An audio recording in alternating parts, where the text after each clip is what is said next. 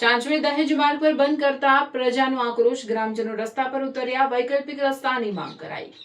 વાગરા તાલુકાના ચાંચવેલ પંથકમાં વિકાસના કામના નામે સામાન્ય પ્રજાને ભારે હાલાકી ભોગવવાનો વારો આવ્યો છે। ચાંચવેલથી દહેજ તરફ જતા મુખ્ય માર્ગ પર પાલડી ગામ નજીક નવા બ્રિજનું નિર્માણ કાર્ય ચાલી રહ્યું છે, જેના પગલે તંત્ર દ્વારા કોઈ યોગ્ય પૂર્વ સૂચના કે અસરકારક વૈકલ્પિક વ્યવસ્થા વિના માર્ગ બંધ કરી દેવામાં આવતા હોવાના આક્ષેપ સાથે સ્થાનિકોમાં ભારે રોષ ફાટી નીકળ્યો છે। માર્ગ અચાનક બંધ કરી દેવામાં આવતા ચાંચવેલ સહિત આસપાસના ગામોના નોકરિયાતો, વિદ્યાર્થીઓ, વેપારીઓ, ખેડૂતો અને રોજિંદી અવરજવર કરતા વાહન ચાલકો મુશ્કેલીમાં મુકાયા છે। વિકાસના કામ સામે વિરોધ નથી, પરંતુ વિકાસના નામે પ્રજાનો મુખ્ય રસ્તો જ બંધ કરી દેવામાં આવે અને વૈકલ્પિક માર્ગની વ્યવસ્થા પણ ન કરવામાં આવે તે તંત્રની ગંભીર બેદરકારી છે તેવી લાગણી ગ્રામજનોમાં જોવા મળી છે। આ મુદ્દે ગત રાત્રિના સમયે ગ્રામજનો મોટી સંખ્યામાં એકત્ર થયા હતા અને રસ્તો બંધ કરવાના નિર્ણય સામે ઉગ્ર વિરોધ નોંધાવ્યો હતો। ચાંચવેલ ગામના સરપંચ તેમજ ગામના આગેવાન સફીક મોલુની આગેવાની હેઠળ સ્થાનિક ગ્રામજનોને વાહન ચાલકોએ એકત્ર થઈ તંત્રની કામગીરી સામે ભારે રોષ વ્યક્ત કર્યો હતો।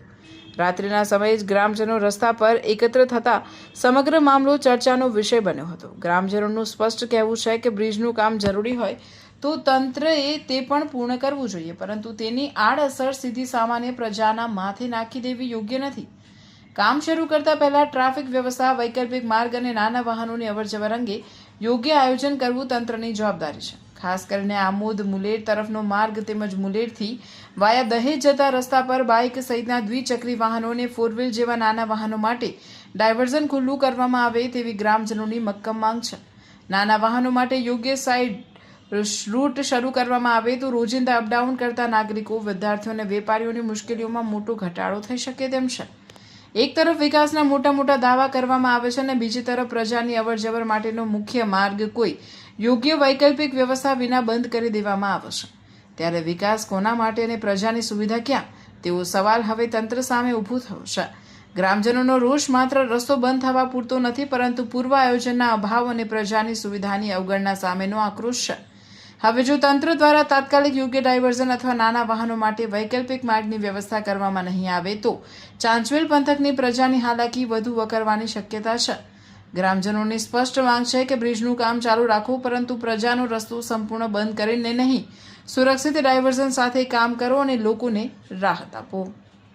रास्ता बहुत खराब है, रोड गाड़ी लायक नहीं है भाई। ठीक है, कहाँ आया? ये अपना दहेज से आ रहा हूँ।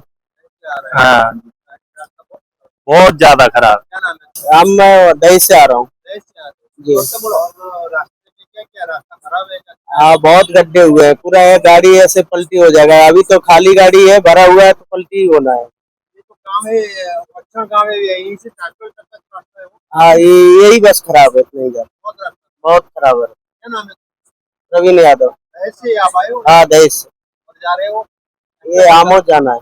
फोर व्हीलो અને સ્કૂટર બાઇક માટે ચાલુ રાખે મારી એટલી નમ્ર અરજ છે। અને આજે આ રસ્તો છે ચાંચવેલ થી બદલપુરા, એ રસ્તો છે તદ્દન ખલાસ થઈ ગયેલો છે કે જ્યાં ફોર વ્હીલ તો શું સ્કૂટર જાય એવો રસ્તો નથી।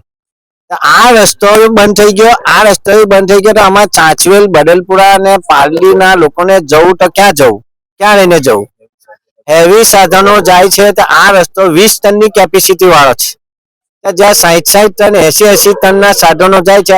આ રસ્તો જો તંત્ર, કલેક્ટર સાહેબ, મામલતદાર સાહેબ જો એની વિઝિટ કરે તો આ રસ્તો એમને ખબર પડે કે આ રસ્તો તદ્દન જ બંધ થઈ જાય એવો છે, તો પછી એને કરવું હું આ સાધનો, હું તો કહું કે હેવી સાધનો જે છે આમોદથી વાગરા કેરવાય, આ તો દહેજ ભરૂચ બાયપાસ થઈને દહેજ જાય, અમે એટલી નમ્ર અરજ કરીએ છીએ કે આ રસ્તો હેવી સાધનો માટે આમોદથી ભરૂચ તરફ લઈ જાય અને ત્યાં ડાયવર્ઝન આપે, એટલી અમારી નમ્ર અરજ છે સરકાર।